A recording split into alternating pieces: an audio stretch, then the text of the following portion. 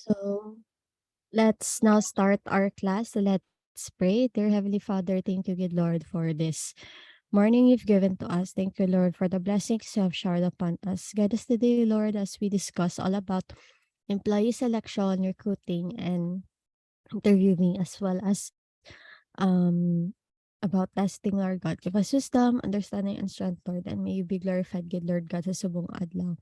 And I just want to dedicate this class to you, Lord God. In Jesus' name, amen. Okay, so good morning, everyone. So for today's lesson, we are going to talk about the employee selection and recruitment. And for today, uh, we are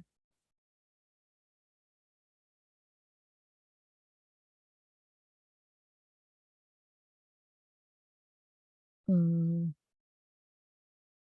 sige, so we are going to know about how do we select our employees? Okay, how for ang employee selection process, starting all the way from recruiting them up until to interviewing and of course hiring and as well as placing them na inside the organization.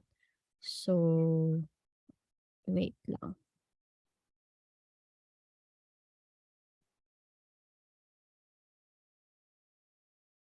Wait lang, class.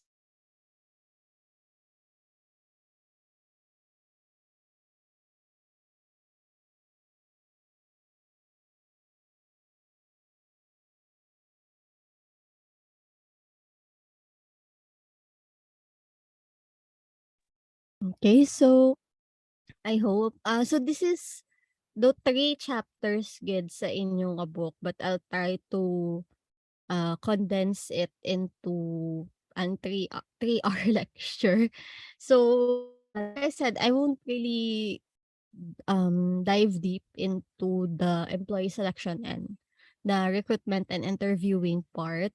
So I will just review you of the process, what is happening, and then some application that you need to remember or refresh so that when you go to your board exam in IO, you can have an idea on what will come out in a board exam.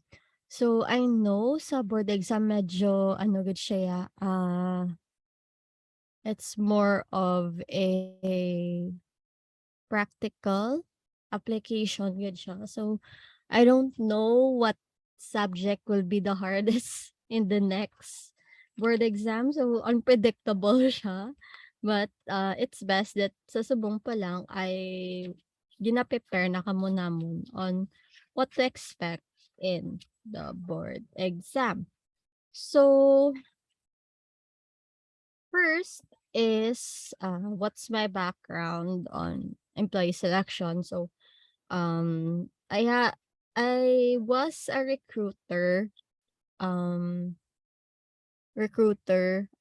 yeah, ara ko sa HR sa una for 3 months sa recruitment. This was before I went to grad school. So ano man ko. So I have experience man when it comes to employee selection, when it comes to recruiting and or sa recruitment process gid. And so far bisan wala naman ko sa industry, in a way do recruiter man ko gyapon kay like kung I have friends man, connections from the uh na naga-work sa HR department and na recruitment din yung work, and when they need something, like need mga fresh grads and or employees, yeah, fresh grads or anyone na may experience, they send naman their job posting, and then I I share it to, of course, my students para makapang-recruit sila, something like that. So now, uh, Let's now go to the employee selection, recruiting, and interviewing process.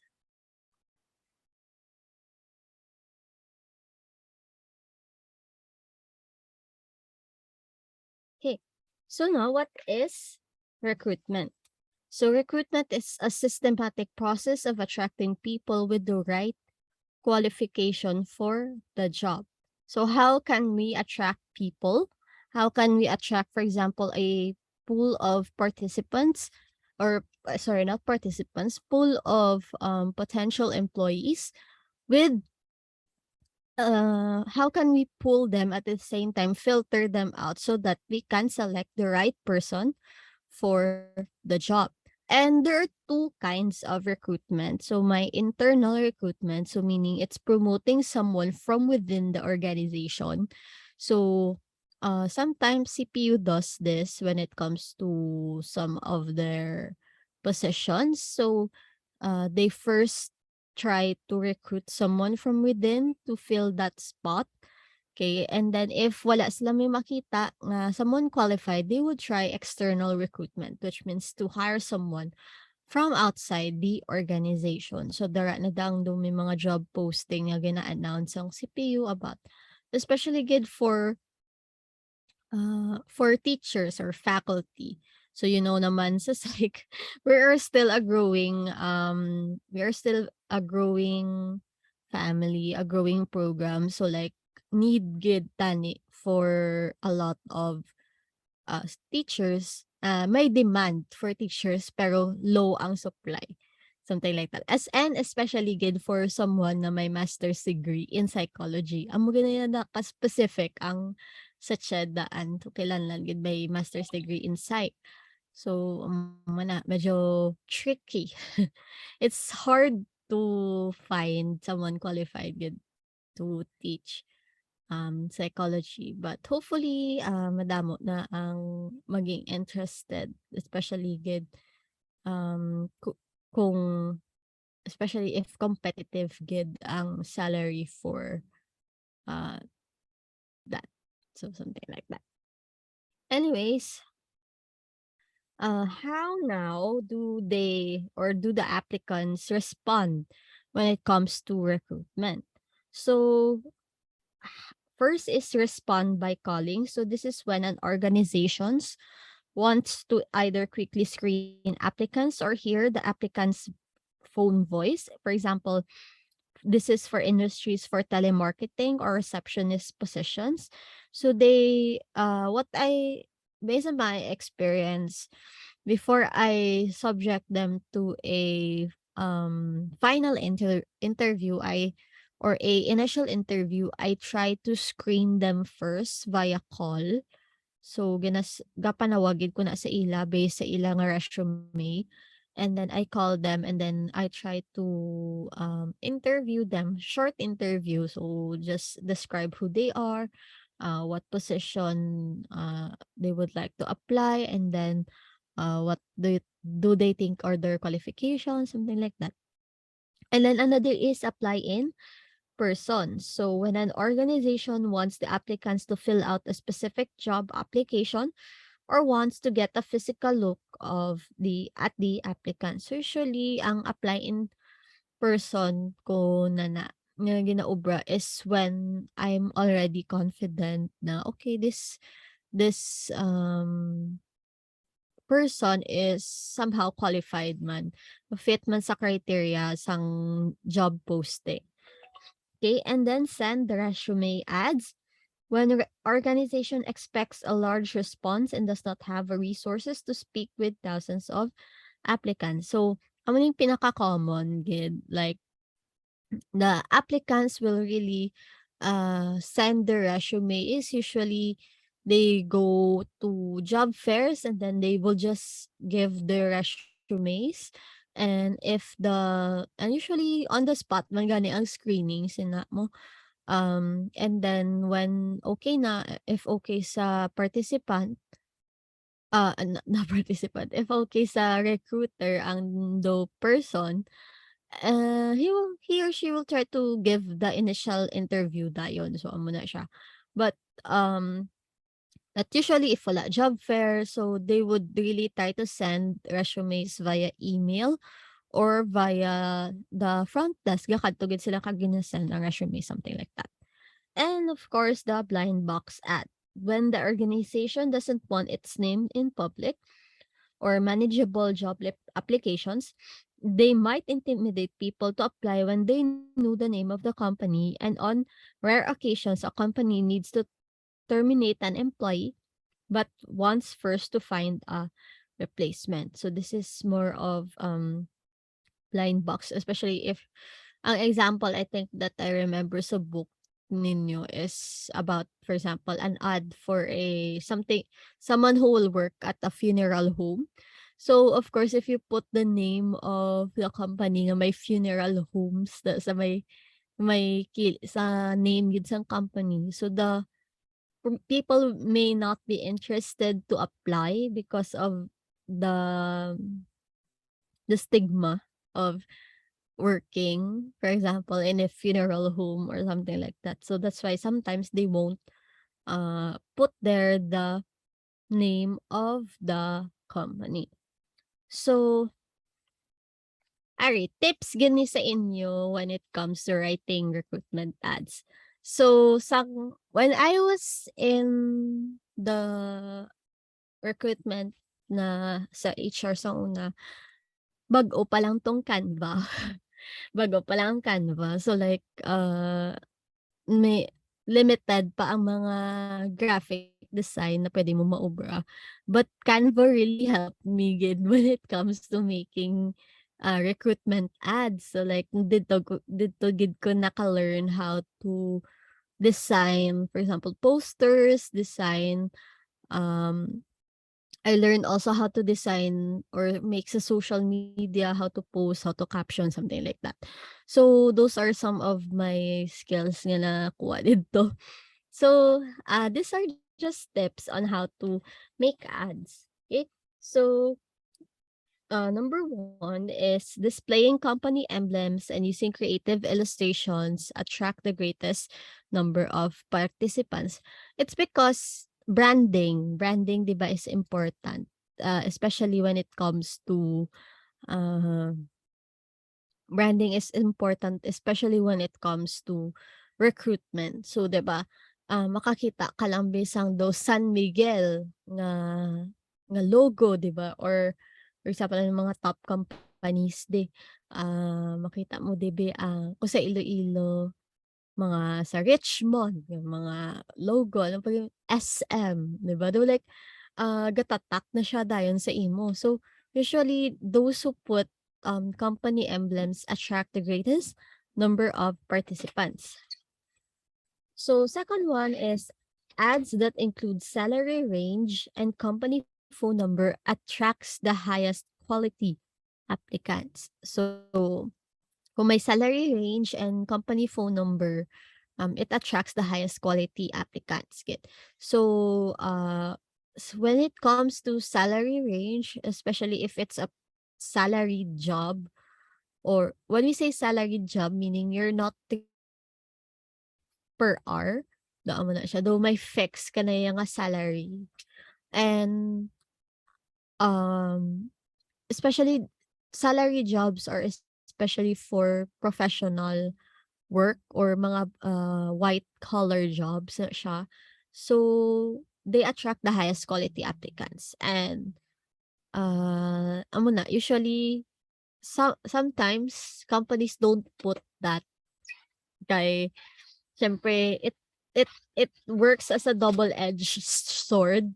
Kung makita nila nga ang sweldo ay amo lang na gali, so like basta hindi man sila interested mag-apply. So it's really a double-edged sword ang including salary range. So makita mo gid na especially 'di ba sa when for example lang sa government when they try to post ads sa Facebook and then damo gahaha kay like, "Ay hala mo lang na galing sweldo sa government," do something like that. So, it's really a double-edged sword. So, it will attract quality applicants and at the same time it will um detracts those na who don't want na amo lang gina ang sweldo sa amo na nga company, something like that. So that's why sometimes companies don't put na lang the salary range kay instead of attracting them, nagde-detract pa sila. Ads containing realistic info about the job increase applicant attraction. Okay, so mga realistic info, so like siguro mga what their job is about, what they would do. Okay, if the ads has that info about it, it could increase applicant attraction. Because it's provide applicants with an idea of not sorry those who present a realistic information about the job makes it na more realistic and rather too good to be true, 'di ba? So may mga munadaan sometimes may mga ads nga duga pang scam people. So careful lang man ta when it comes to applying kung diin kita ma-apply nga organization. So ads containing detailed descriptions of the job and organization give an applicant an idea of how would they fit and results in positive thoughts. Okay, so at least kung may detailed descriptions job, so mabalaan niya kung fit man bala iya attitude, ang iya nga skills, ang iya nga knowledge sa company nga na. And lastly, ads containing information about the selection process affect the probability that the applicant will apply for the job. So, kung mabalaan mo sa yung applicant nga ay after initial interview, may pila pa ka steps before final interview. So, basi it would affect them kung ma-apply sila or hindi. Doon na siya. So, especially good if do video um, thorough ang pag-select and thorough and competitive ang job selection. So, if makita niyo sa Korean dramas, though usually 'di ba may do panel interview gina when it comes to recruitment sa ila and they have really a very competitive na recruitment process. So kailangan permi mo you get your best foot forward dito permi so that you will be able to land a job. So there is a Philippines, so lain man ang culture when it comes to recruitment and job hunting. So usually man sa interview more on one-on-one, doon mo na. So next, um, of course there are many ways in which we can put our ads. So first is through electronic media, so through radio and television. So usually 'di ba, especially sa radio when it comes to for example kung gusto mo maging voice over artist or like mga DJ 'di ba. So the best way gid to attract applicants is to advertise gid mismo sa radio or sa television. Ang situation wanted ads are ads placed by applicants rather by the than the organization. So sa situation wanted ads, so si applicant ang ga-post sang iyang qualifications, sa iyang name kag iyang phone number dara and then the organizations who might happen to see your profile, so that would they would call you. So I think another way in which you can advertise yourself is of course sa LinkedIn. You know, the LinkedIn is the business Facebook.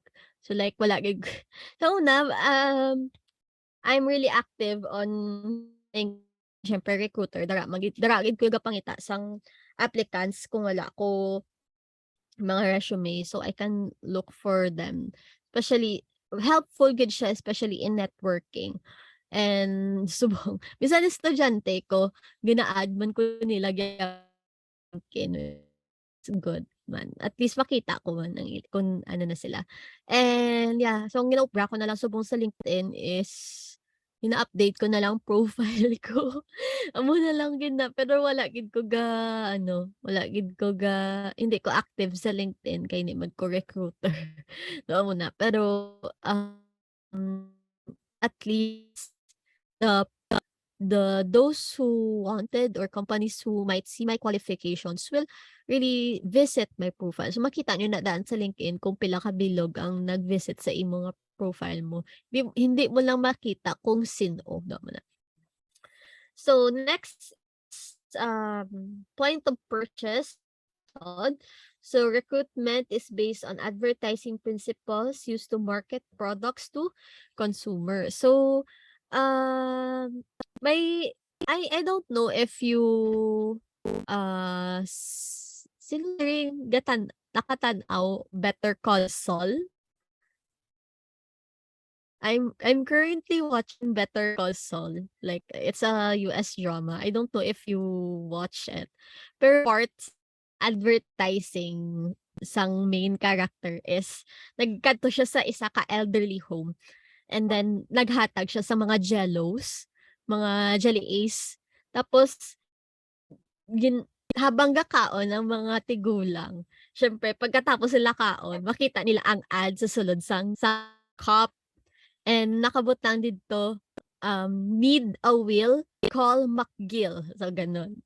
So, it's also a recruitment ad man na for that kay the lawyer ang main character. So, like, it's a way for him to advertise his own services using, of course, that point of purchase method. So, 'di ba? So, kung gusto mo kung amo na siguro best yun siya sa mga practicing na mga individuals. So, although may ethics man na when it comes to advertising your services, especially gid sa site. Very strict kita sa ethics sa site daan.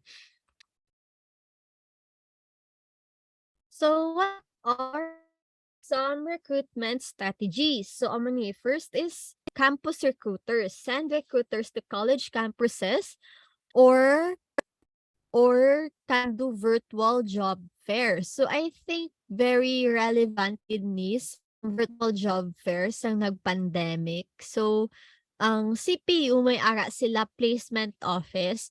So sa placement office nga na this is a program which they would help students find the right job for the person. So amo na right job for the student.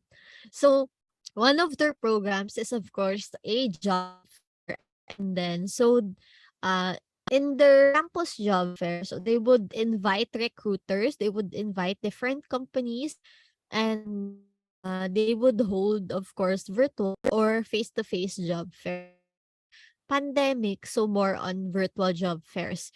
Sang ara pa ko to sang, company nga as a recruiter, man ko sa job fair sang CPU, like da mga applicants get. So next is recruiters. So what are of outside recruiters there? So the first one is private employment agencies and executive search firms. So executive search firms are more of the headhunters.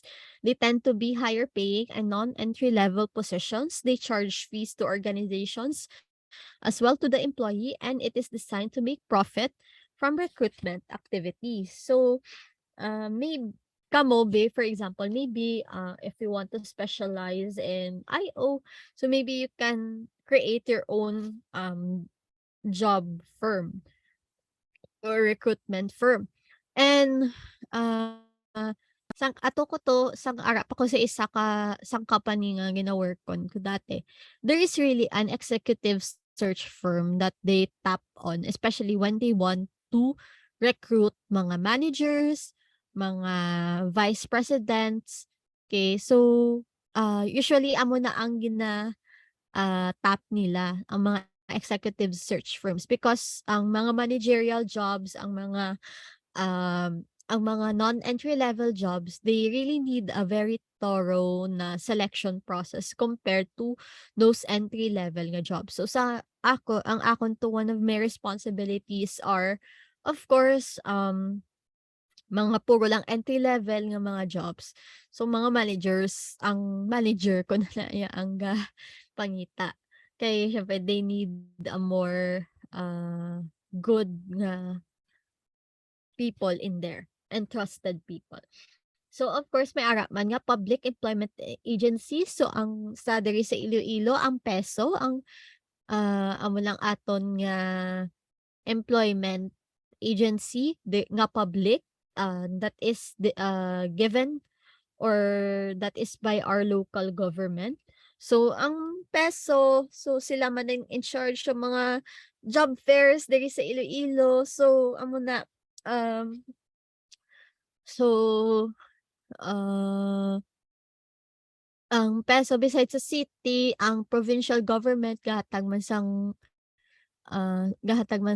job fairs and ang experience ko dati so yeah, ang experience ko gakadto gid ko for example, sa Rojas may ara na sila sang job kakadto man ko to kagima ko kadto sa, Capitol kay didto ang job fair and at the same time ang sa within man the city. So, amo ng mga experiences ko when it comes to job fairs. So, they are strictly non-profit. So, usually government na ang operate sina. So, of course, ay mga batagan ni virtual job fairs. So, through website, ang mga headhunters, okay, search firms or headhunters usually sa mga managerial ng mga jobs na. Employee referral. So this is a good way in which you can recruit people through employee referral. So current employees recommend family members and friends. And this is the most effective recruitment method. Only those referrals made by successful employees should be considered. So, may ara na daan, for example, sa mga rare nga mga jobs or professional jobs like for example, kagi na mga chemist, mga bisan psychologist puwede na gani. And at the same time, ah, mga veterinarian, amo na mga usually ang gina-recruit ko. So like, kabudlay mangita sina. And the way I can attract those professional jobs is through employee referral. So, before ko na mag-post ads, sa public, I try to post that recruitment ad for a week sa within the company. And those nga employees nga, uy, maka-refer, mayroon na sila program na they would be rewarded sa salary nila if they can recruit a person. So, amo na. So, kung maka-recruit sila and nabaton tong person, so may added sila sa ilang salary. So, direct mail, it's useful for positions involving specialized skills. Okay? So, of course, ang pagid ang internet naton, it's one of the fast-growing sources of recruitment and it's either through employer-based websites such as org lists available job openings and provides info about itself and the minimum requirement. So sa firstly ang sa company mismo, they would post ads, job ads. So sa CPU, kay since organization man ang CPU, so sa CPU, they also post their job ads in their website mismo. So, amo na, ang employer-based website. Ang next is internet recruiters, private companies whose website lists jobs open for hundreds of organizations and resumes for thousands of applicants. So, ang example ko gidi is LinkedIn, JobStreet. So, I think damo na subong do job recruitment ta mga websites but those are the two well-known nga websites that are internet recruiter based. So dara man ko gali gapangwa sang sang mga applicants ga-search man ko sa JobStreet. Pero I think sa JobStreet ay may bayad daan mag-post ka job ad didto. So like, you need an account to post ads there. So, usually companies also invest para may ara sila sang, inog, ah, gasto. So ga-allot gyud sila gali budget para may ara sila inog gasto for that, job ads sa amo na nga site. So, next. So, another recruitment strategy is, of course, through incentives. So, they offer incentive for employees to accept jobs like financial sign-in bonus. So, 'di ba makita niyo na sa mga ah, ads when it comes to mga call centers, so may ara gina sila sa ila nga ad nga kung mag-apply ka di samon may amo kani nga amount nga sign-in bonus. So that could be a good recruitment strategy. So this is usually for companies nga um uh, high man ang uh, high man ang turnover rate. So wala lang no downside. When we say turnover, meaning, damo gare-resign man sa mo na nga obra. So like, ah, damo demand, high ang demand sang call center jobs, but at the same time, it's also a high turnover rate man. So that's why they put that ads sa, ilang, recruitment ads para sa ilang, so that they can attract more people. Okay? Non-traditional populations like LGBT, prison inmates to perform work, um, ex, uh, ex-con, people with intellectual disability or PWDs in general, married couples and elderly. So there are also ang examples sa mga non-traditional populations. Ang example companies are Xerox, JP Morgan, American Express. So they employ, may mga gay-friendly benefits sila, such as domestic partner benefits, so that they can attract more LGBT people or those in the minority. Naiara man hiring welfare for single parents. So of course, those people who hire with developmental disabilities or may PWD. So, ang best example kung pang hire isa Iloilo Supermart, 'di ba? They hire people with Down syndrome na to work sa ilang supermarket. And ang iban nga companies hire sila sang deaf and mute uh, na mga applicants. Okay, so there is also a recruitment of passive applicants. So the best employees are already employed ng mga passive applicants. So recruiters try to find ways to identify hidden talent and then convince the person to apply for a job with their company. So amo man na, that's also one of the strategies. So usually ang best nga mga employees are already employed. So amo ning mga so, dapat kabalo ka sang telltale signs ganun ba nag-resign na yung person yun eh. Oo, wala. So, and that's a way that you can attract them nga, "Uy, sige kabalo sa ilo samon kay amo ni ang mga benefits, amo ni ang mga ano." So, usually, like I said, hasta gyapon subong do recruiter man ko gapon. So, in a way, amo ning akon nga do strategy man pang mang-attract sa mga new teachers man eh, kung nga gusto mag-apply sa CPU.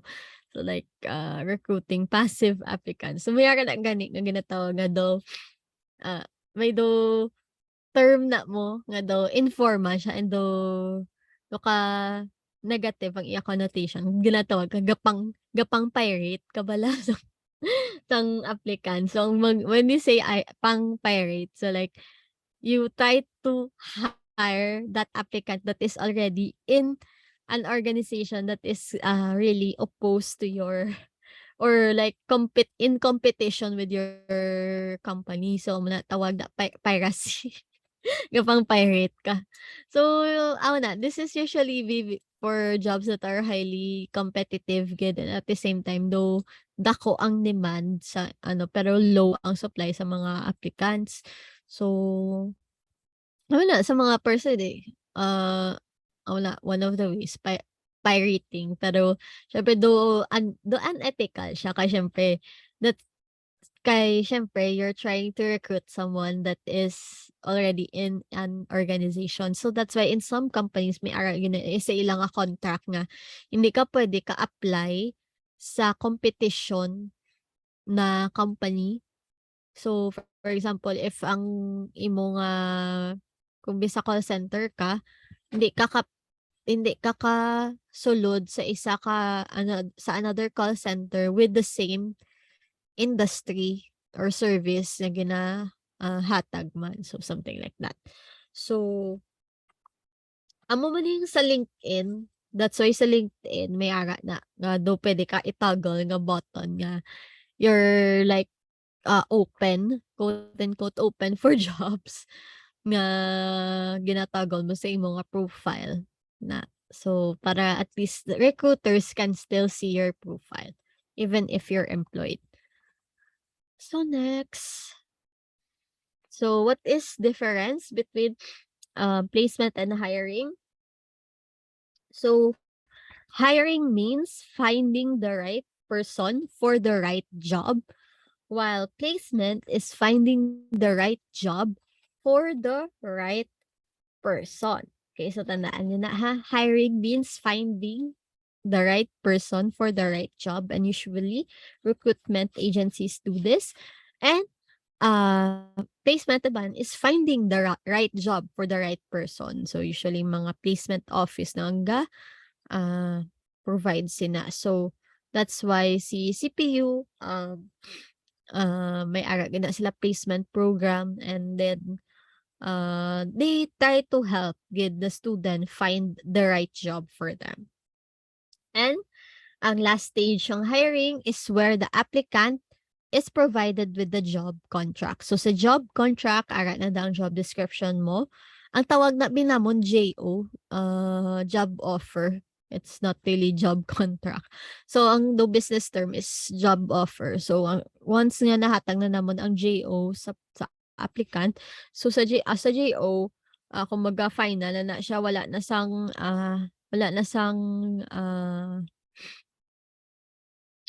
sang negotiation when it comes to sweldo.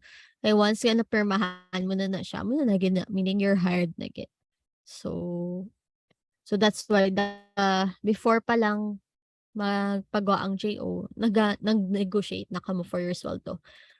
So, how do we know if effective ang recruitment strategy natin? So, the first technique is through realistic job preview. So this is given an applicant an honest assessment of the job. So dapat ikaw man mismo if you want to be a recruiter, kailangan balaan mo gid ano ang expectations for that job.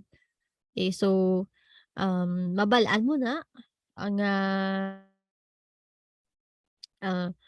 mabalaan at least mabalaan sa applicant what they should expect in that job that they are going to take or to be hired. So, uh, anong effect kung may realistic uh, inter job preview? So, it lowers the applicant's expectation about work and of course, expectations in general. So, amo na ang part man na siya sa expectation lowering procedure. So, it's a variation of RJP. So, amo na pwede mo mahamon nga, ay taas gani ang sweldo pero it's a very stressful work. Okay, so you would be rendering overtime per me. No, na. Expectation lowering. So, what they put here techniques paano naton mabalaan nga effect nga employee selection. So, the first one is of course valid ang test na ginhatag mo sa ila. So, diri man masulod madigapon ang testing. So, expect you gid class pag nag ano tayo, pag nag mock boards and at the same time mag, mag-final compre na meron talaga tayong, testing sa IO. May testing sa IO, may testing sa may psych assessment sa IO, may psych assessment sa TOP, may psych assessment sa ABSARC. Tandaan niyo gina. So, hindi gina siya madula ang psych assessment.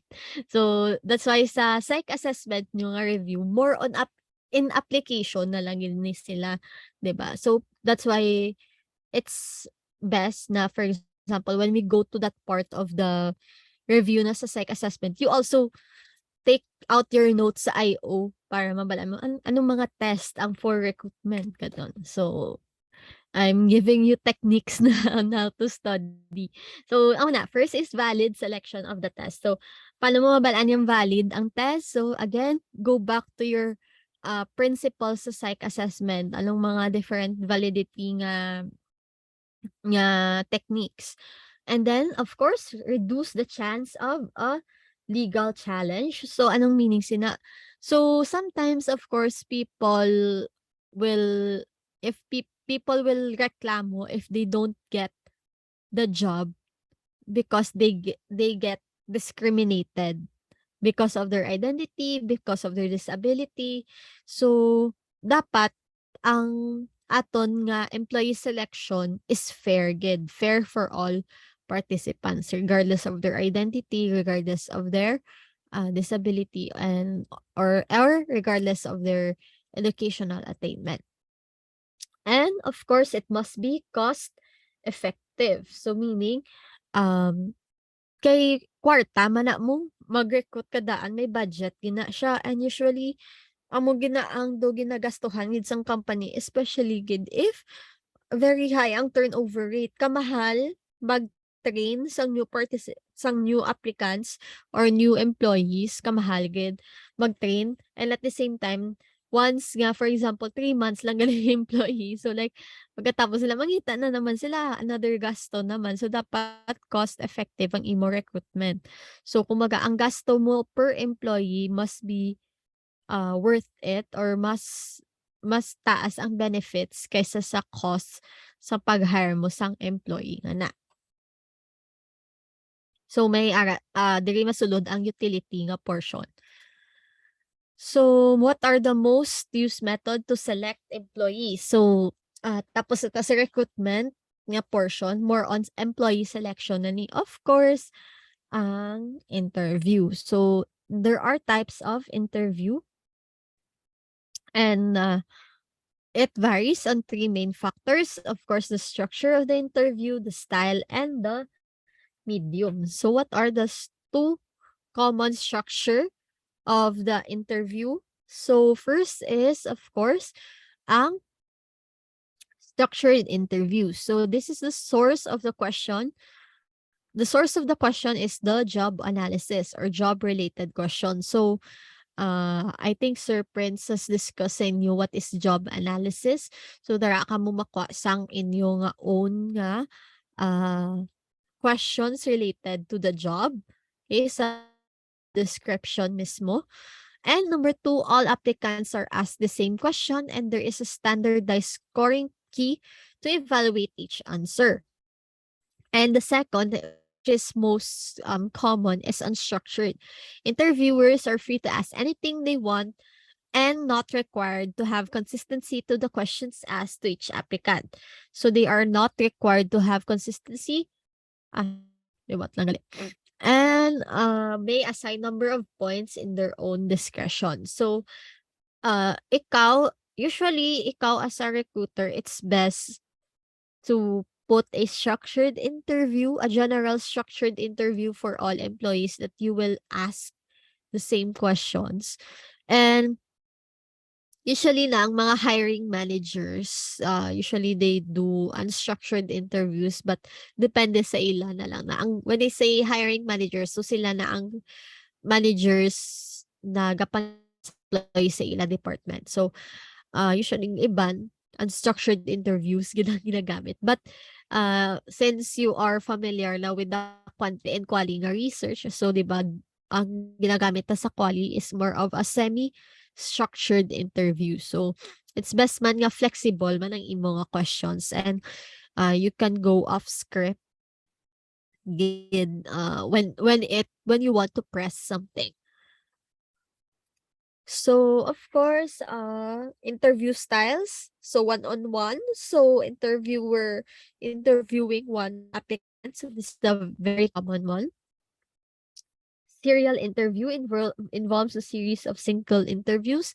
So, sang una sa job ko, so for example, ako lang may initial interview, and once nga gini-recommend ko na siya na gini-recommend ko siya, daw okay, so I will send it to my manager, and then my manager will interview that person, and then if okay sa manager ko, they would recommend it the um hiring managers. So sila naman ang ma-interview sa ila for the final interview. So return interviews, it's the same with serial interviews. So similar to serial interviews, with the difference being passing of time between the first and the subsequent interview. So sa serial interviews daan, though pwede mo na siya maubra within the day. Do mo na within the day na interview mo siya. And different people also interviewed him or her.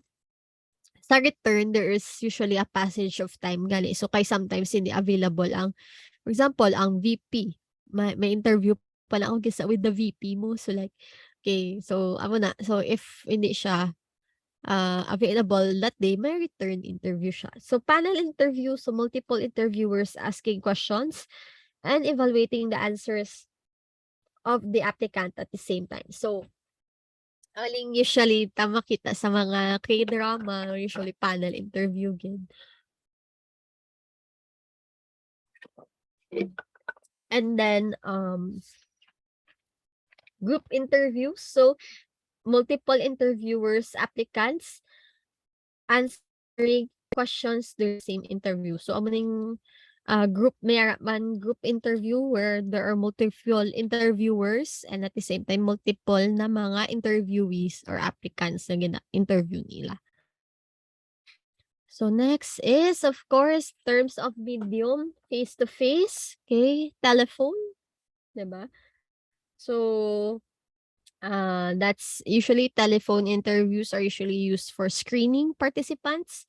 And then, video conference. So, this is also one of the most common na recruitment or interview method. It's because because of the pandemic, we were forced to use video conferencing as a means to interview people. And this is also good, especially good if the person you're trying to recruit is not within the Iloilo, and then gusto niya mag-transfer man sa Iloilo pero like taga Cebu siya, taga Davao siya. So like video conferencing interview is really good. Next is of course through written. So you try to send the interview questions via email, and then the applicant will send their answers to your interview questions via email. So what are but of course, like I said, there are problems when it comes to unstructured interview. So first is poor intuitive ability. So since unstructured ang interview, we can only see the surface level or first impression na naton sa aton sa aton na applicants.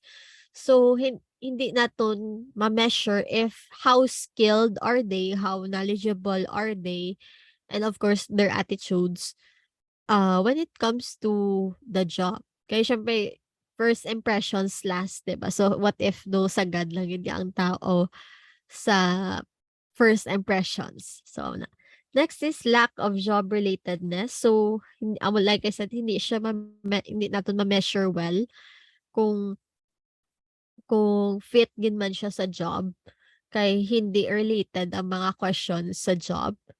So contrast effects. So the interview performance of one applicant may affect the interview score given to the next applicant. So this is especially good if, for example, what if nami ang first participant, ang first applicant. So, siyempre taas standard mo, eh. Tapos pagka next participant mo do like, ano man man. So, dun nagdubo gulpi ang imong nga impression sa applicant. It's because of your first applicant nga nami ang iya interview so contrast. So, ang primacy effect is more of first impression. So, na siya. So, uh, sa primacy, so the most recent mo nga applicant nga nag-apply, so amo nang first nga impression mo sa mind mo sa next ka participant. So, kung may bias siya gawa. So, negative information bias seems to occur only when interviewers are not aware of the job requirement. So, that's why it's important that the hiring manager will be the one to put there what qualities ang ginapangita niya and not just the general HR kay para at least hindi magkaroon sang negative information bias nga ay naaamo ni ang ginpang-recruit niya nga participants nga applicants nga lain na ng akon nga gusto mo na. So interviewee similarity, an interviewee will receive a higher score if he or she is similar to the interviewer in terms of personality, attitude, gender, or race. So, amo na. So, kung the more on related, ka-relate, wala kay tawon pareho kamo hobbies, pareho kami background, damo na. So, interviewee appearance. So, physically attractive applicants have an advantage in interviews over less attractive applicants. And that's true. Especially good if this is especially high if ang job nga you're trying to recruit requires you na magpakita sang face mo sa mga models, 'di ba? Ang mga ano pa yun, mga work sa TV, okay, or receptionist, 'di ba? So kailangan daw at least may physical attractiveness ang applicant. So there would be really a problem when it comes to interviewee appearance. And of course, appropriate nonverbal cues include such things such as smiling, appropriate eye contact that are affecting interview results. So, na. So, sa Philippines, it also depends on the culture. So, like sa America, when you don't look your your recruiter in the eye, it's considered offensive, not disrespectful. Dito sa Philippines, so may slight hiya culture tayo. So like, we try to avert our eye towards our recruiter. Pero it's really best that if you really want the job, to look them also in the eye most of the time. So, that's the problems with unstructured interview. So how do we create structured interviews? So of course, determining the KSAO. So when we say KSAO, knowledge, skills, attitudes, and organizational attitudes or organizational goals to tap the interview or organizational values gali, sorry. So how do we create interview questions? So clarifiers, so allow interviewer to clarify information in the resume and application letter. So amo ning part na okay, taga ano ka gid man, ang gin-graduatean mo gid man BS Psych sa CPU, tama ba? So that's an example of clarifiers. These qualifiers are questions must be answered in a particular way or the applicant qualified. So for example, what if ang sa job nyo is kailangan sang electrical engineering student? Pero ang course, electrical engineering ang course na dapat gi-graduatean niya. Pero ang sa resume sang imo nga, resume sang imo nga, applicant is electrical technology. So may ano na 'di ba, may slight difference. So i-ask mo, electrical technology ang imo nga course? Abe kagambala niya, oo, anong puwede mo siya mapamangkot yung follow-up yun, anong difference niya sa anong work sang or anong course about sang electrical technology? So, kung hindi siya be-fit sa electrical engineering gid nga course, ma-disqualified ang applicant. So, skill level determiner tap the interviewer's level of expertise. So, like for example, how familiar are you with the Excel? Okay, so kabalo ka ba sa mga shortcuts sa Excel? Mga skill level or for example sa skill level, sa mga artistic or creative like for example sa video editing. So kung may portfolio siya, so you can see how skilled the participant is when it comes to video editing, when it comes to photography, something like that. So future focus are situational questions where the applicant is asked what he should do in a particular situation. So future focus, so what if ni ang situation, what will you do? So na-meet ni siya nga mga questions. If for example you're to recruit managers, like for example sa fast food chain, how would they handle a situation, what if amo ning customer, irate ang customer, how will you deal with it? So, ang past focus question naman niya is of course focusing on the previous behavior. So, anong ginobra mo sang una sa previous mga work? Anong imo past experience dara? So, can you give me a rundown of your past experience? So, organizational fit question, tap the extent to which the applicant will fit into the future of the organization. So this is more on the organizational values na man i-match ni yun na tayo mo i-match ang values, personal values ni applicant sa personal values ang organization. So may mga may different different company culture. So like for example, there is the CPU, so the students are always central here. So like more student focused ang organizational values there is. So like kung if you're trying to recruit a faculty, so dapat ang iyaman nga personal values are more centered man around helping the students get rather than more on the self sang part sang more on self improvement or something like that. Okay, so next. So creating a scoring key. So how do we create a scoring key? So may ara nga right wrong approach. So sa right wrong approach, an interview questions can be scored simply based on whether the answer given was correct or incorrect. So this is for mga situational questions. So for example, consider the question as a server, can you give a glass of wine to a 16-year-old if his parents are present and give permission? If the if the interview says no, she would get a point for answer.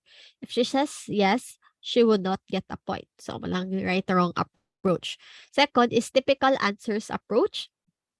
So an interview question where there is a list of possible answers to each question. So this is consulted from subject matter experts.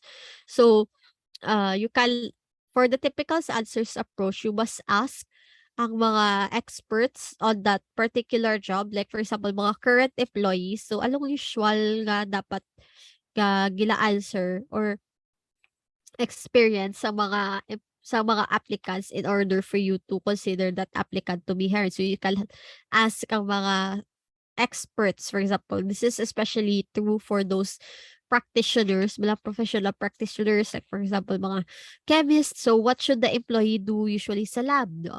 So you can uh, ask the the employees there, current employees, what are their typical answers?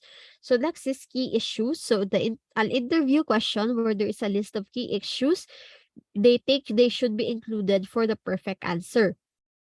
For each issue that is included, the interviewee gets a point, and the key issues can also be weighted so that the most important issues get more points than less important issues. Okay, so Uh, sorry. Next is resumes. Okay? So, hindi lang ako go deep sa how do we conduct structured interviews, okay? So, just read on your book on how to do that.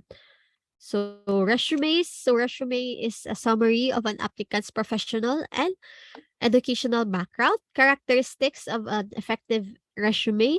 It must be attractive and easy to read. So, ano man siya ha? First impressions man bala ang resume ninyo. As in, so that's why thank you Canva. Sa una, wala pa Canva. So, thank you Canva sa mga templates, char. Although sa Word, may mga templates naman. Pero, it's not commonly used. Or hindi, lagi ta kabalo pala magamit. Excuse me. So it must be attractive and easy to read, does not contain typic, grammatical, or factual mistakes. So, amo na ang number 2. So, dapat clean, no corrections ang imong resume. Okay? And because it also affects the uh, impressions of the recruiter or the hiring manager, and should make the applicant look as qualified as possible without lying. So, ano man ni siya common, manigali ang mag-lie ka sa resume mo in order to be, mabay ka nga, uh, qualified. So, what are types of resumes? So, chronological resume lists previous jobs in order to, from the most to the least recent. And then, functional resumes organizes jobs based on the skills required to perform them rather than the order in which they are performed. Psychological resumes contains the strength of both chronological and functional styles. It is based on sound psychological theory of impression formation. Okay, so I think the most common ones siguro are the chronological and functional resumes. So, I think ang tip na mahatag ko lang sa inyo when it comes to resumes is just list the most recent or 5 years yung recent experience or recent skills. So, you don't need to put there your elementary achievements. Okay? So, just, ano lang, just a tip lang sa inyo. So, since mga fresh grad ka mo, so you don't need there to put there mga elementary achievements ni mo. Just put there the recent lang. So, anong mga orgs nga na pang joinan nyo, mga awards nyo, something like that. So, that's a tip that I can give gid sa inyo. So, hindi nila kilalan MMK sa resume. Kay most of the time, ga-screen na sila tapos next. Na-scam na gani nila. So, I'm telling you this as also a recruiter sa una. Okay, so now we're on employee selection and testing. So let's take a break, Anay. So the time is 9:56. So let's take 15-minute break. Balik lang ta siguro mga kung 15:55, mga 10:10. So ano anay kamo inom, anay kamo kape, breakfast anay kamo da. And then we will resume our class. Okay? So we are now on the second half na daan sa aton nga class. Okay, go na.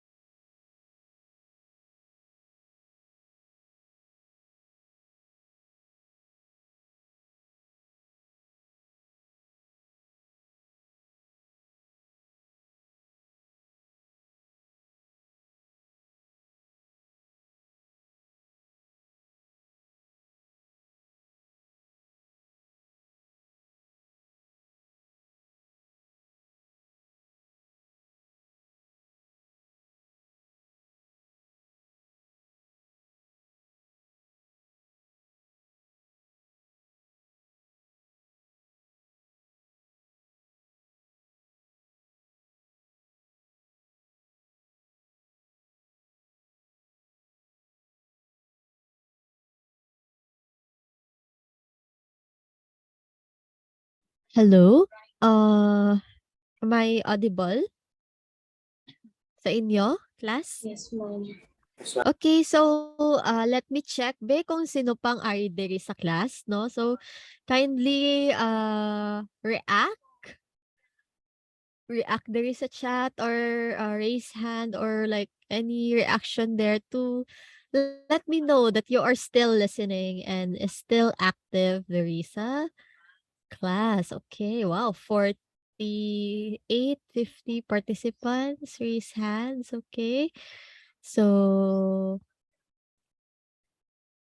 we are 96, currently 96 diri, and okay, a lot of I can see still a lot of participants. Okay, thank you very much that you are still here. So sige, kindly put down your hands na, and I can see na sa out of 50 out of 96, 50 are still active. Okay. So sige sige, we may raise down your hands na. So uh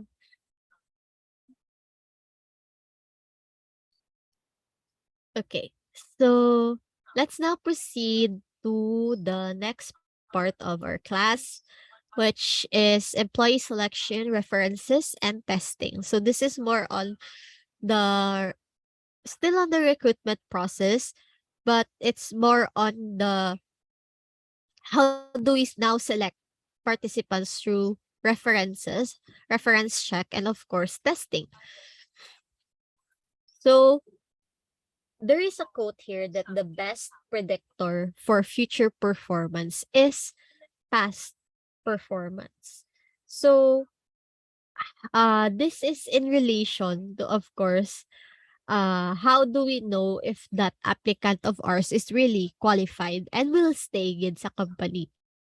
So this is where the how do we predict performance using, of course, references and letters of recommendations comes in. So what do we mean by reference check?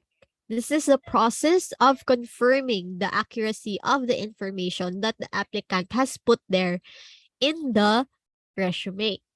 So, reference is the expression of an opinion either orally or uh, through a written checklist regarding an applicant's ability, previous performance, work habits, character, or potential for future success. And of course, a letter of recommendation is a letter expressing that opinion. Okay, so why do we need a reference check? So, reference check is also known as no part of background checking of our applicants.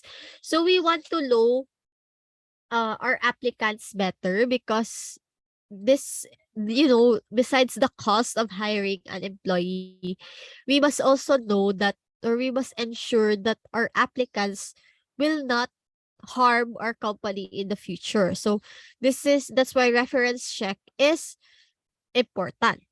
So, ang best example ko di siguro is for example, when you want to apply to grad school.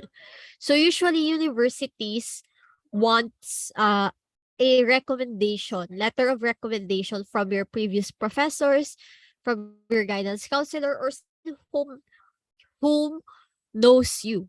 Okay, so uh in a way, this can help them form an opinion of who you are as a person or as a future employee. So that's why there are letters of recommendation, okay, in which that your previous professors or um your previous employer will give you a uh opinion regarding your past performance.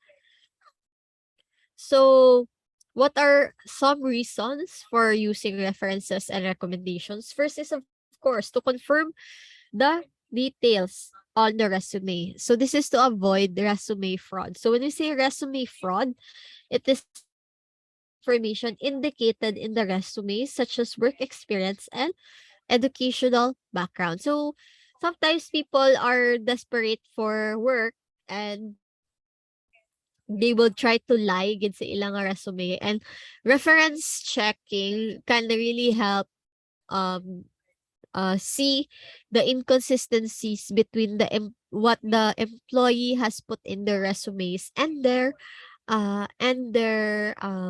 what was their previous performance. So this is especially good if, for example, pila ka years nga wala work ang applicant, like of course you will ask him, ay naasa amo ni nga year wala ka employment, so ano ginubra mo. So you as a responsible recruiter will try to, of course, background check your applicant. So you will ask them consider iya reference sa iya nga last job, and then the last job will, of course, tell you the details as to why the employee left the company. So something like that. So this is also, of course, to check for discipline problems to avoid negligent hiring. So so this is to check if may mga criminal records, okay, or uh may records of scamming the employees. Okay, so na kung responsible man yung employee sa work. So hindi lang enough ang NBI clearance. So that's why important gid ang reference checking. So this is also for discovering new information about the applicant, and of course, so former um employers and professors can provide information about the applicant's work habits, character, personality, and skills. So, part related sa number 2, okay, ang meaning sa negligent hiring is referred to on hiring an applicant without checking his references and background. So, for example, a child care center in California hired an employee without checking his reference. A few months later, the employee molested the child at the center. The employee had a criminal record of child abuse that would have been discovered with a simple call to his previous employer. So that's why it's important gid ang reference check. And of course, on number 4, it's used to predict future performance. Okay? So problems with references and recommendations. So first is leniency. So this is the fear of legal ramifications such as defamation of character, whether slander or libel. Providing people providing references are granted conditional privilege, and it's also aid for legal things, and reference detectives are used as a guise. Employer can be guilty of negligent reference. So ah, anong ang ramifications nila. So sa leniency, of course, um very since reference siya, the employee is free to choose whom isulat niya as reference. And of course, syempre those nga i-recommend niya nga magsulat sa iya reference are those nga are favorable para sa iya. And that's why man ang second na is fear of legal ramifications. So amo na tong problem nga base paninirang puri yung letters of recommendation. So especially good if if a previous employer mo and you have a beef with each other, like laway ang imo exit. So like base ang background check man sa imo will be unfavorable because of bad blood. So number 2 is knowledge of the applicant. So another problem with letters of recommendation is that the person writing the letter often does not know the applicant well, has not observed all aspects of the applicant's behavior, or both. So another problem is, of course, the reliability because of the co-rater reliability.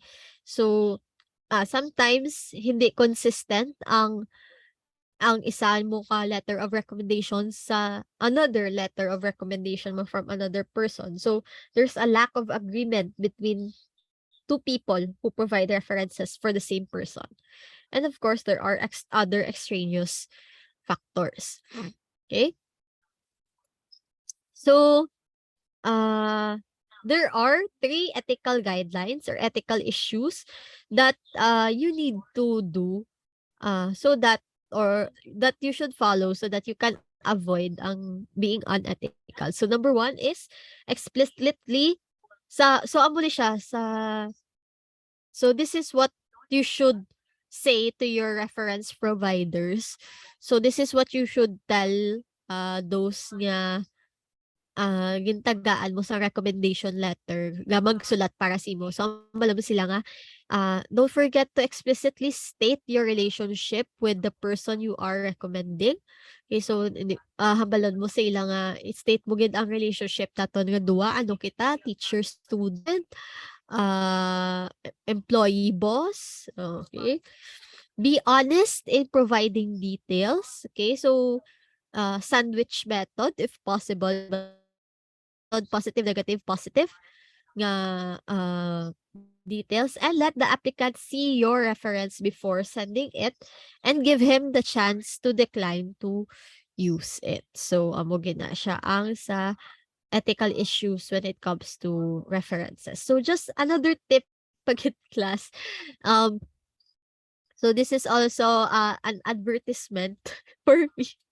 So pwede nyo ako, si Ma'am Wong nyo, si Ma'am Jane, si Sir Prince nyo to be your references.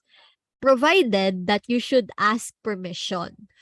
Nga, ma'am, sir, pwede ko kamo nga mabutang as reference sa akon nga resume. Kay sa resume, ginabutang nga reference. Kay sometimes, students forget, as in, students forget to ask permission from their previous teacher nga ay gamiton ko ang contact information mo ma'am ha sa akon nga reference tapos makibot ka na lang na kung may gapanawag sa imo mong kagi na to nga klase bala may manawag si mo nga recruiter nga hello, I'm from this company and may I know if you're available for call regarding the blank applicant's name. Ako, ha?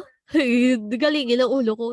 Sino nga applicant ang taga-ano, tapos so, dumduman mo nga previous student mo gali do like, okay, do, na caught off guard ka eh. So, do like, amo na. So, as a means of respect man and ethics, 'di ba? So like, 'di ba ano na gid kamo gali sa data privacy nyo, no like taka na kamo gali sa mga gapanawag or gapang text na nga mga scam email so like amo man na. So don't forget gid. So just a simple email from your or chat lang gid. Bisan chat nyo na lang ang previous yung nga teacher nga, "Ma'am, sir, pwede kami ko gamiton ang imo nga contact details or pwede kang maging reference namon." So wala that's a very uh courtesy na lang and something like that. Okay? So tandaan niyo gina ha. So manners man na daan. So since you're gonna be students or not students but since you're gonna be future employees. So yun tips.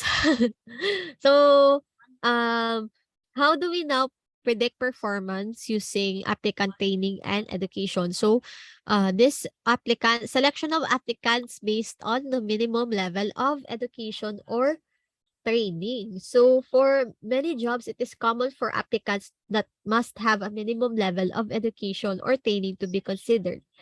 That is, an organization might require that managerial applicants have a bachelor's degree to pass the initial applicant screening process. So, ako wala ang problem kung kisa kung when we post job ads sa Facebook, 'di ba? Tapos makita mo, to recent, wala nga, no, nga pangita sila washer or something like that. Or, ay, di, malugtugong ata nakita ko yung job ad, malugtugong.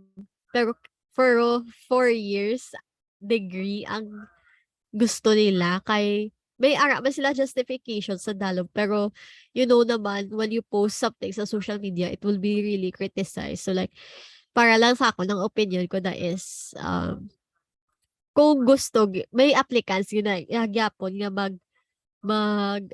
mag-apply especially if desperate na siya for work. So, amo lang reality. So, sometimes ang sa social media gambala na sila nga, ay wala na may ma-apply sila kasi ang standard sila madugtugong lang amo na. Pero the reality is kung kinahanglan gid sang person sang job, ma-apply gina sila. So, that's the reality. So, social media is fake gid ya in so many levels. So, that's why, wala nga. So, same man 'tong sa mga government pala. Though dasig lang kita mag-criticize nga amo lang ni ang sweldo. At least gani honest gani ang government nga 'to nga amo ginang sweldo, 'di ba? Realistic job previews. But those who needs the job will really apply. Tandaan yun na. Especially if uh, you will now graduate and apply to many jobs.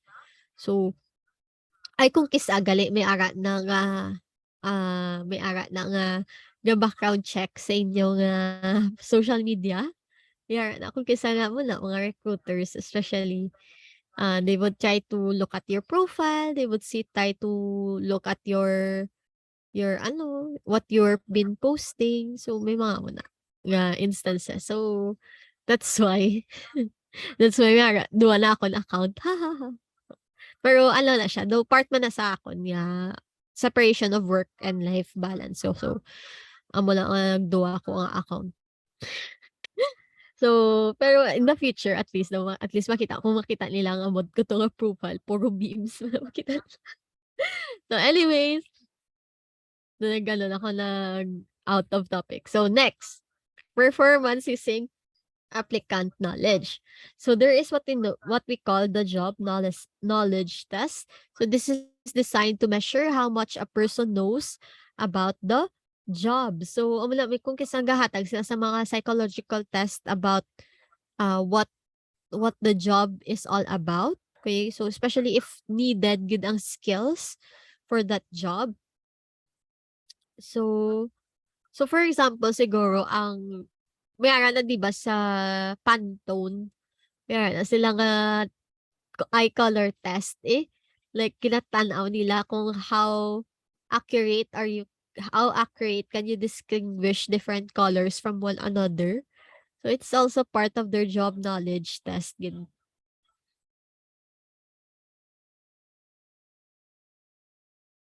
No, sa China lang na. Anyways, next is predicting performance using the applicant's ability. So, diri na masulod ang mga psychological test ninyo. So, sa inyo nga psych assessment book, some of them are mentioned kung ano nga type of test. So, first is the cognitive ability. So, oral and written comprehension, oral and written expression, numerical facility, originality, memorization, and general learning. Okay? So, examples of the test there are the Wonderlic, personal test, the Miller's analogy test, the Raven's progressive matrices, the Siena reasoning test, and the which is a situational judgment test. So, ang example ko din, which is the Raven's progressive matrices. So this is a non-verbal test that measures your cognitive ability. So it can be used to individual testing and as well as group testing. So, next is perceptual ability, consists of vision, color discrimination, depth perception, glare, sensitivity, speech, and hearing. So, ang example ko di for a perceptual ability test is the Ishihara test. So, this is used for uh, balaan yung ang sa mga seaman. So, one important nga ability sang seaman is to be able to distinguish between the red and the green nga colors. So, kung color blind ka, if you failed the Ishihara test, so hindi ka sa school pa lang mismo of pagiging seaman, hindi ka na nila pag-i-accept because of the Ishihara, because of your color blindness. So another is the psychomotor ability. So it includes finger dexterity, manual precision, limb coordination, response control, reaction time, arm steadiness, wrist, finger speed, speed of limb movement. So sa psychomotor ability, so this is for for skills that needed ang hand-eye coordination again. So for example, ang sewing, ang embroidery, 'di ba? Sa mga factory workers. So wala usually ang mga test na psychomotor ability. Ginatanaw nila how clean is your work sa textile, sa mga textile industry, textile fast fashion industry. So mga Shein, Yuda, mga alam pa ng mga fast fashion, sa mga taytay na. So para ano sila, para maka-hire sila sang employee. So kailangan nila mapakita ang ilang mga finger dexterity, manual dexterity, okay? So umali sa mga usually sa mga manual labor sa factory work. So of course ang uh, physical ability tests. So, tests that are often used for jobs that require physical strength and stamina. So, sa mga physical ability tests, syempre ang sa mga police work, di ba? Ang those that really need physical labor. So, mga athletes, di ba? So, wala. If you want to, sa mga NBA na, di ba? So, paano sila kapang-recruit sang new nila nga mga athletes, 'di ba? So it's using the physical ability tests.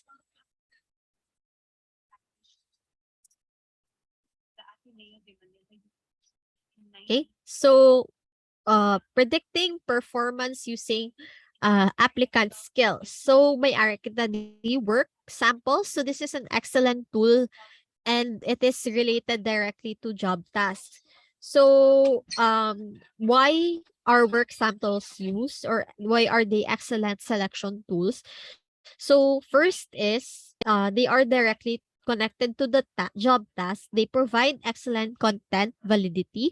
So, work samples are like they are going to perform a certain part of their work. Okay, so for example, ang sa mga for example, secretary, you're applying for a executive assistant. So you are going to perform a certain job. Like for example, organizing mga emails, paano so I'm not organizing emails from the most priority to least priority, for example. So wala sa work sample. So it has content validity because it is directly to the job that are related to the job. And scores from work samples tend to predict actual performance and thus have excellent criterion validity. And also work samples have lesser possibility for legal ramifications. And work samples have lower racial differences in test scores than do written cognitive ability because work samples are more on, of course, related to the actual job itself rather than the cognitive abilities, which are based on the norms of the population, of the general population. So next is assessment centers. So what are assessment centers? So assessment centers is a selection technique characterized with the use of multiple assessment methods that allow multiple assessors to actually observe the applicants perform a simulated job task. So kung kisa may ara gina nga center for assessment, job assessment. So ang example ko siguro ang dala na ang training plus assessment center siya. So, ang TESDA. So, di ba sa TESDA, they are offering vocational courses there. And before ka magkaroon ng certification, di ba, may ara na sila sang test. So, once you pass their practical test, so in a way, assessment center man na siya. Nga, mga employers can look at your work, can look at how you do your work sa test the center mismo when you do the test. So, may ara kita in basket technique. So, the in and out technique designed to simulate the type of daily information that appears to the manager or employee's desk. So, ang example na that be is how do you sort the emails from most priority to least priority, what emails, what memos or what memos should you put log in and log out, something like that. So sa mga usual sa mga admin task na siya.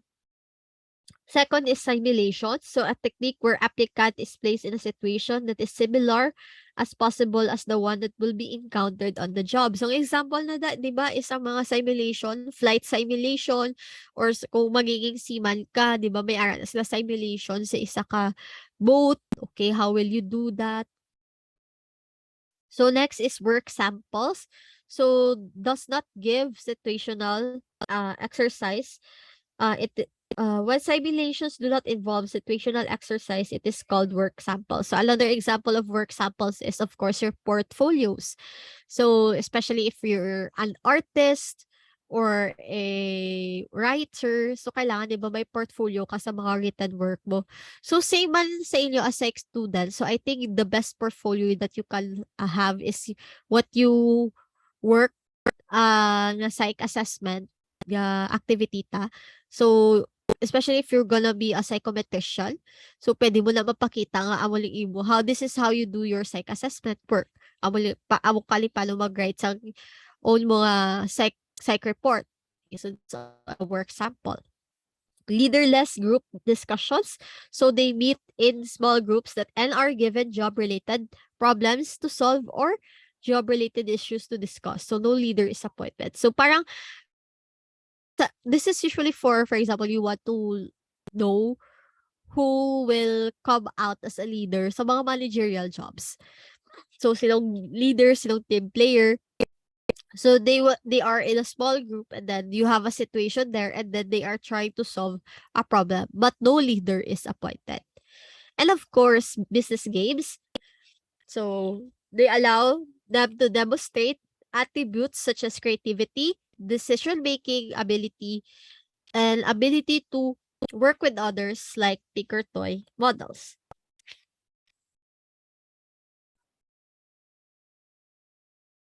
So next is predicting performance using prior experience. So how do we rate their experience from their previous employment? So like experience is the basis for experience ratings is the idea that past experience will predict future performance. So ano itong importance ba sa mga references? Okay, because um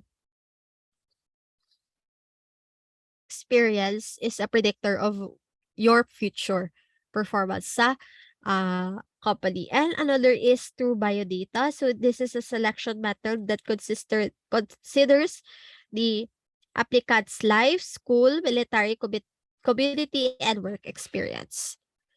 So this is a good predictor for future employee tenure or how long employees stay in the job. So how now do we predict performance using personality, interest, and character? So this is where your personality tests comes in. So there is a test for normal personality or mga personality inventorista, and it falls personality inventorista falls into two categories: test of normal personality and test of psychopathology. But most of the time, ang ginagamit na psych test or personality test, there are tests of normal personality. So, these are usually based on a theory and statistically based and empirically based. So, ang example na isang UPI and the pinaka-common yun is the 16PF. So, interest inventories naman is where the person is asked to express their likes and dislikes and for a range of different activities and attitudes. So, example na is the strong interest inventory and of course the self-directed search.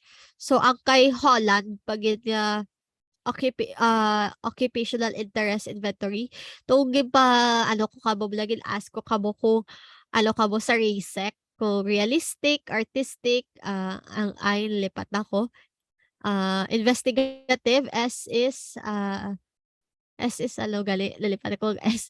Ang E is enterprising, and C is lipat ako sa S kag sa C. Pero memorizan yung wala kay gagwa na siya sa board exams.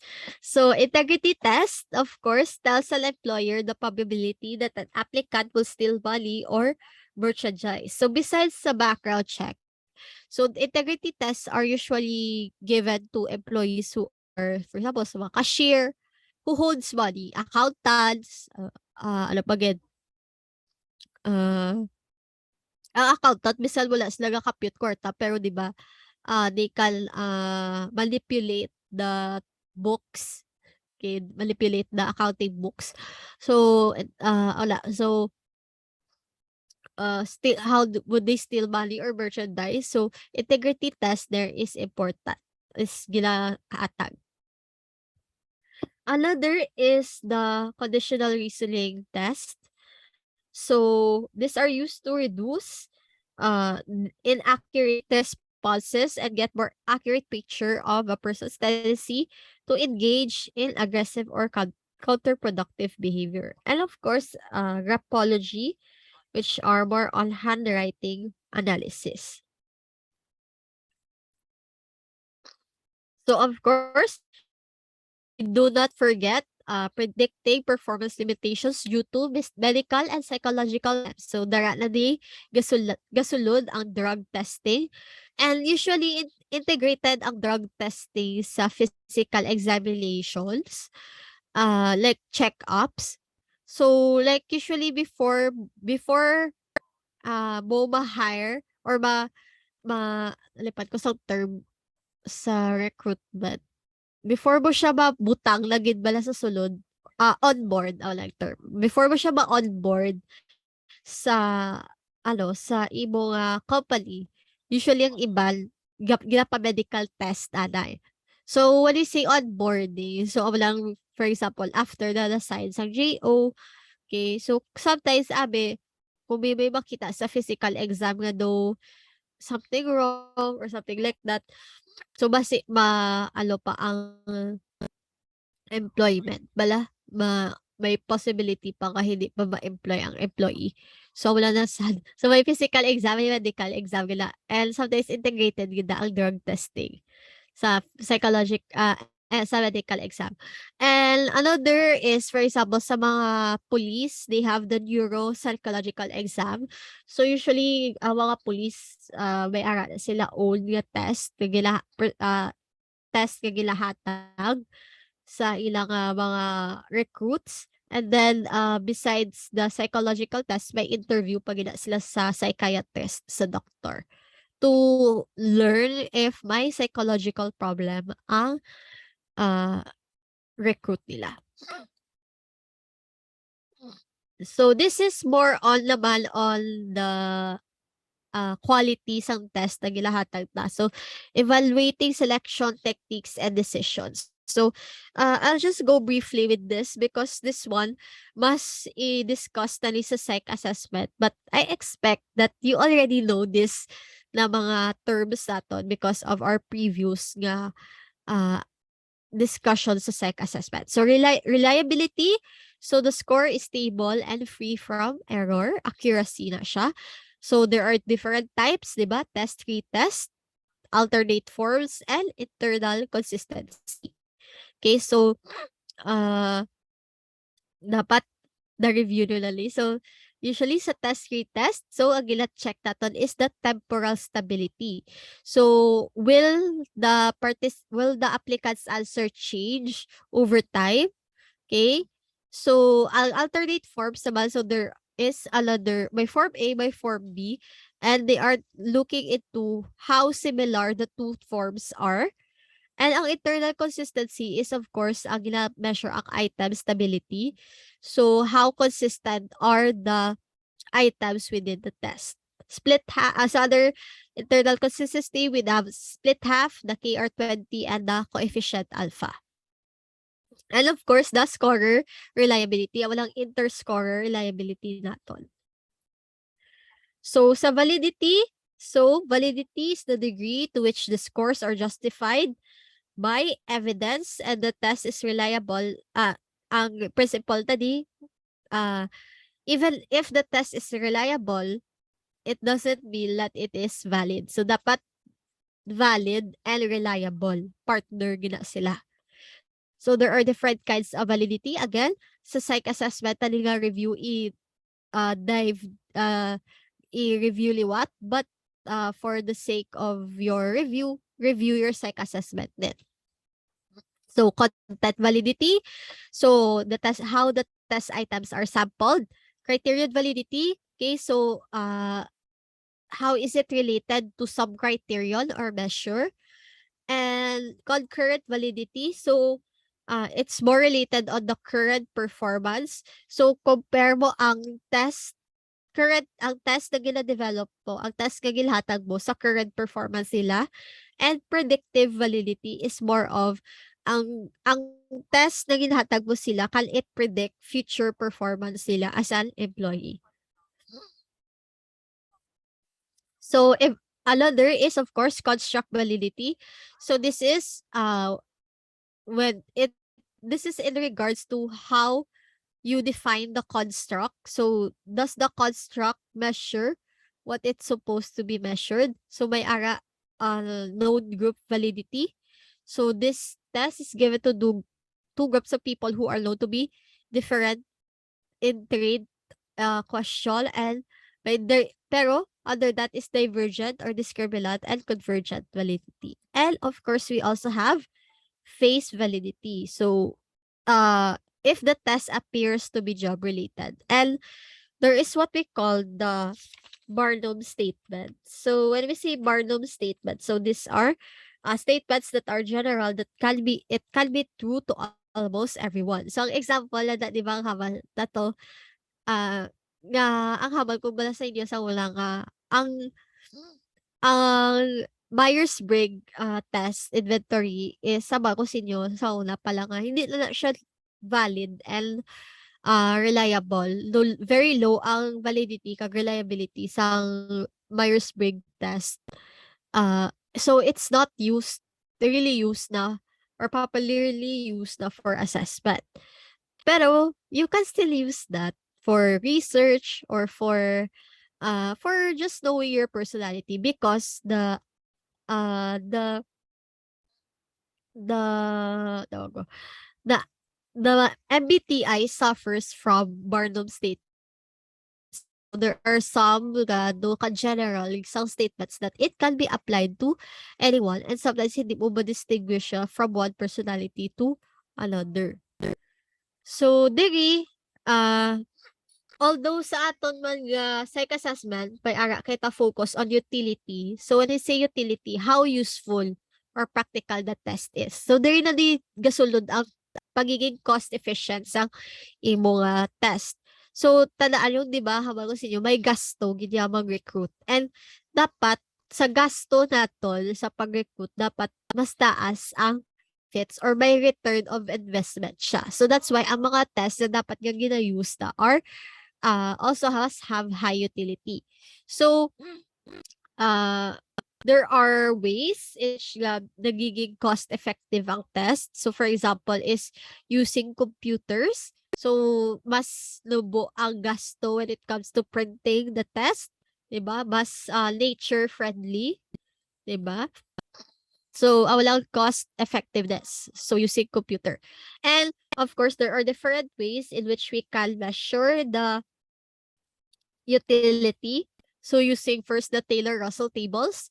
So it is designed to estimate the percentage of future employees who will be successful on the job if an organization uses a particular test. So ginatry nila i-plot kung pila ka bilog nga employees. Kung gamito din nila nga test, pila ay halaga employees ang ma-hire naton, and they would be stay and successful in the job.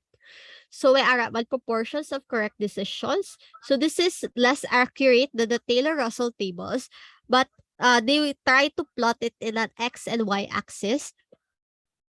So they try to chart it kung pila ka proportions ang those employees nga hired, those who are truly hired, kung true positive, false positive, true negative, or false negative ang hiring decisions. Wala siyang palubag plot. So we also have Losch's tables. So sa Losch's table, they determine the overall impact of the testing procedure. So this knows the probability that a particular applicant will be successful. And we also have the Broadgen callback lesser utility formula.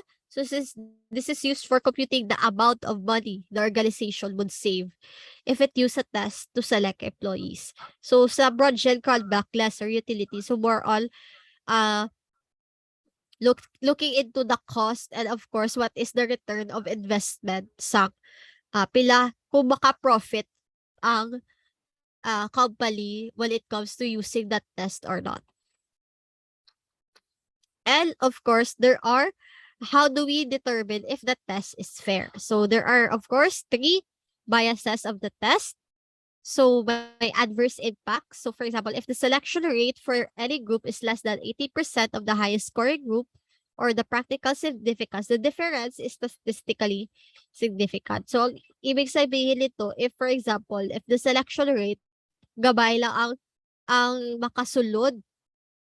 Okay, so because of siguro ang test is biased to a certain group of people. So may adverse impact kina siya. And may kita single group validity. So kumbaga if makita mo sa test mo a certain group or a certain demographic of people only gets passed. Okay, so that's a single group validity. And may kita nga differential validity. So valid to the same group, but it's more valid or favor to the other group. So dapat wala i-look into mo na dapat fair ang test mo. So now, how do we make the hiring decision? How do we say that employee is qualified? So may ara kita unadjusted top-down selection. So first, the applicants are ranked based on their test score and then hire the upper rank and going down until the position is filled. So the result, high level of adverse impact and it reduces the org's flexibility. So sa unadjusted top-down selection, so you're going to hire the top employees, okay, until the position is filled. But of course, it has higher level of adverse impact because only a few people could get selected. And may the compensatory approach. So this is the assumption that if multiple test scores are used, a low score on the one test can be compensated for a high score in another. So this is more of na siya, for example, kung sa isa ka cognitive test tubo ka but the other cognitive test covers it. So na-compensate na yung test results mo. So this is more holistic in a way compared to the unadjusted top-down selection. So who will perform best in the future? So this is how will we predict those employees that will stay and at the same time who will perform or be successful in the job. So may kita rules of 3. So top 3 will choose among them the one based on the immediate need of the org and it's often used to the public sector and provides more choices to the above one. So sino ang top 3 employees na pwede na applicants na pwede natin i-hire. Okay. So another is passing score. So those na naka-reach ng amula ka score sa test, they have a higher possibility for that employee to be hired. And may multiple cut-off or multiple hurdle approach if there are more than one test. So this is to decrease the adverse impact. And another is, of course, the banding. So sa banding, it attempts to hire the top test scorers while still allowing some flexibility for affirmative action. So I think that's all. That's all for my class for today. Do you have any questions, anything anything that you would like to ask na wala ko na mention sa aton nga klase? Ara pa ka mo, class? Are you still alive? Sige, tawag mo, react back ka mo kung you're still listening. Okay, thank you. Okay, for raising your hands. Okay, do you have any questions? Do you have any comments or like basta siya related sa review but like tips kasi since you're gonna be future employees someday. Sige, you may raise your hand down. Sige, sino gusto may i-ask? So, okay, who wants to ask questions or uh questions?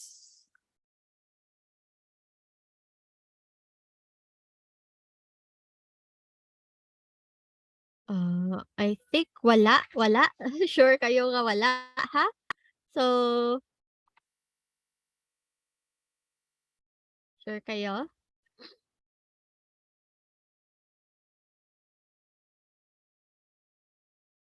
Okay, I think since most of you wala naman question.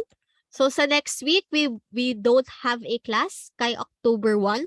So no class kay Foundation Day sa CPU. And please use this time to self-review. On Saturday nyo self-review nyo sa IO nga nga subject. Abat-abat. So I also put there na sa inyong